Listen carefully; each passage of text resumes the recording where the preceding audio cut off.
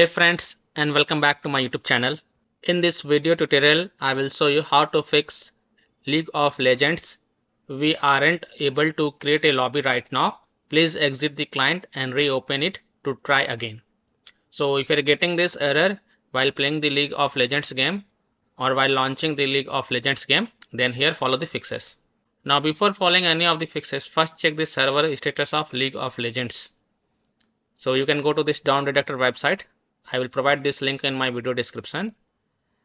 So this error generally occurs when there is a server issue or connection problem with the League of Legends game.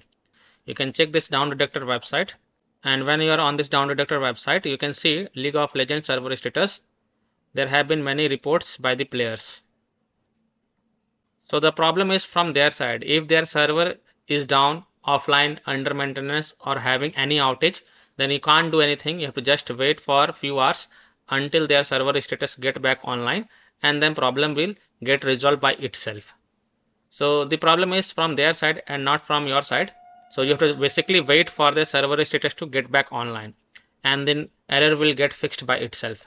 But in case if the server status is online and if you are still getting this error, then you can follow these fixes in the meantime. You can restart your gaming device. So if you are on PC, then just restart your PC and then go ahead, launch the right client and then launch the game and check. If that doesn't work, then you can also log out and log in back to your account. So simply open right client, click on your profile icon and then click on sign out and then log in back and then try to launch the game and check.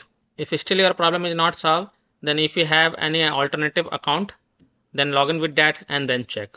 So I hope by following these fixes, you can easily solve the error. We aren't able to create a lobby right now. Please exit the client and reopen it to try again in League of Legends game. But basically you have to wait for the server status because this is generally occurring because of the server issue. And when their server status get back online, then you can check. So that's all for this video.